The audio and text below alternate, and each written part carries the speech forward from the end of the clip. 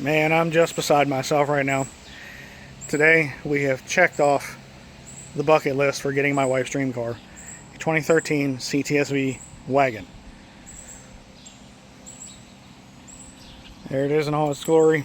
Needs a little TLC, but sorry, I'm sweaty.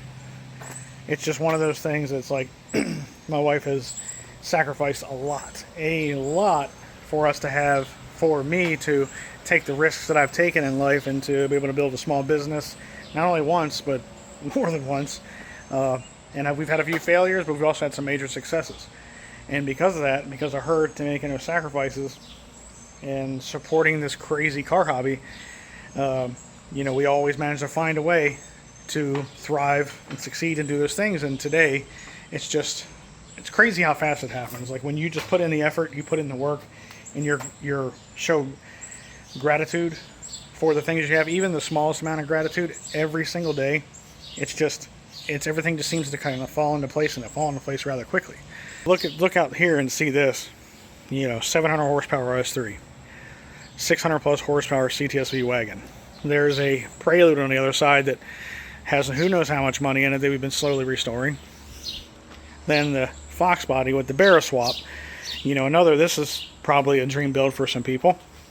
It sure is for me.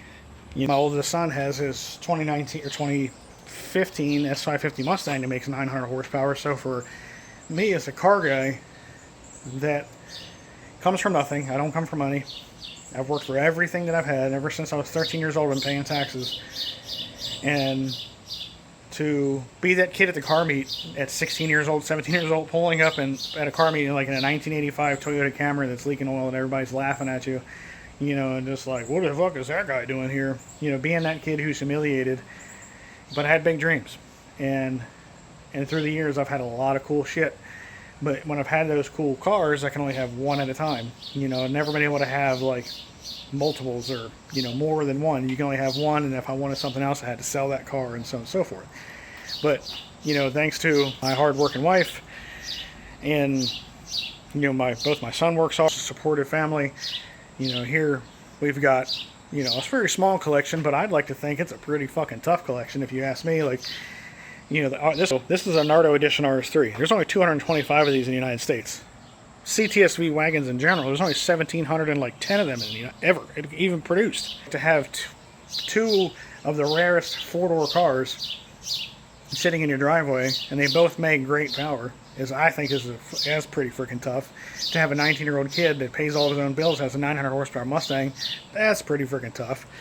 To have this thing sitting here, that's another one-off car, that's just like, it's everything that 16-year-old kid of me ever wanted. Now here I am in my 40s, I'm staring at it. And then this wasn't like, I'm not saying I'm rich, because I work hard every day, my wife works hard every day, and even in my youth, I gave my youth to the country. I served my country, went deployed to Iraq and Afghanistan, and my body pays for it every single freaking day. So of course I get my compensation from that. I did 16 years total in the Marine Corps between active and reserve, and I retired early just because my body was so freaking worn out. But I still get up every day and I find a way to improve on what we have. And same thing on my wife. I run something by her. If she is a yay or nay, I'm not saying that she's like the end all be all in the household, but she is my compass. She's my moral compass, and she's put forth a lot of effort. And just every day she gets up, she does her thing in nursing and doesn't complain. And when it's time to do something, it's time to do something. And then when this CTSV came available just recently, she said, I want that. So I said, okay, we'll make a way to get it. So there it sits, and it's gorgeous.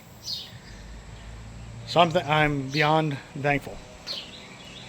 Anybody's watching this, and you're that young guy who's like, man, this is never going to happen for me. Don't ever say that. Don't ever say it's never going to happen. Even when my first son came prematurely, and we were living paycheck to paycheck in a little one-bedroom apartment in San Diego, barely affording our bills because I had a crazy high car payment because my dumbass went out and bought a brand new Evo 9 MR SE in San Diego, California. Literally bought it the day before they were supposed to be sold. So I paid a premium like a retard because I was young and dumb and just super excited and had decent credit. And they sold it to me. And trust me, they sold it to me. But back then, an E5 in San Diego, living out in town, you don't make a whole lot of money. And BAH wasn't what it is now.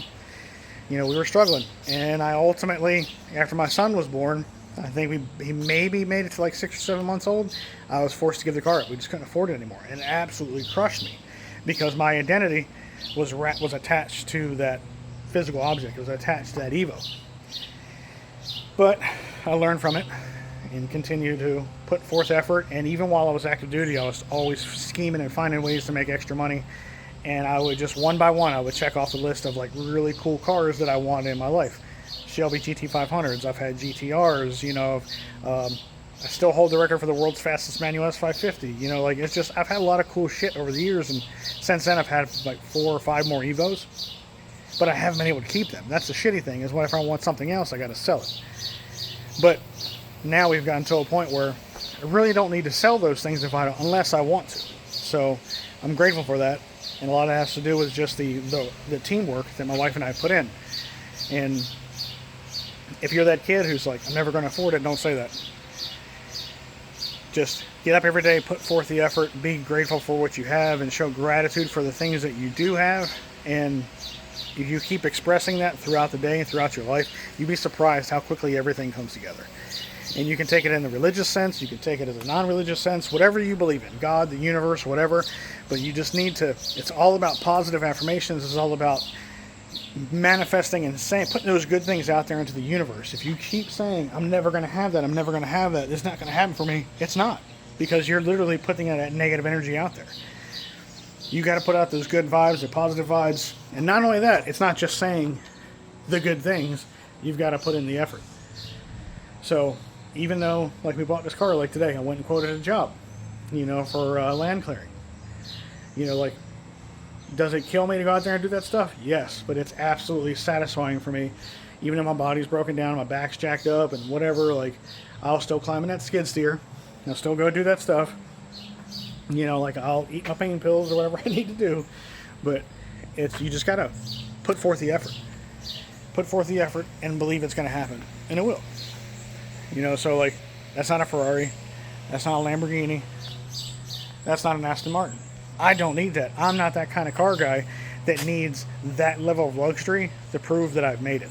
To me, these are some of the hardest 4-door cars, and CTS V Wagon will always be a legend in the 4-door game. The 8V RS3s with the 5-cylinder, like, if you know, you know. Like, these things are just legendary in their own right, and then like when they become as old as that, which that car's 7 years older than that one, it's one of those things. It's just, if you're a car guy, you know. They will always be legendary, especially this is a Fox body coupe. It's an 85, technically a 4i, but I swapped it to a 1990 front end. And then I Barra swapped it with another badass motor out of Australia. So, like, when they say beauty is in the eye of the beholder, I don't need a Ferrari. I don't need a Lambo. I don't need an Aston Martin. But this right here is pretty fucking awesome. So, hope you guys enjoyed that little video. I know it seems like it's just a long ass flex, but really just, I promise you I'm not trying to do that. I'm not trying to come off that way. It's just me trying to express to you that if you find you a good woman or you find you a good partner that believes in what you do and supports what you do, hold on to that person, treat that person right, do everything you can do to make sure that person is happy, because in the long run it will pay off. I swear to God, it will pay off.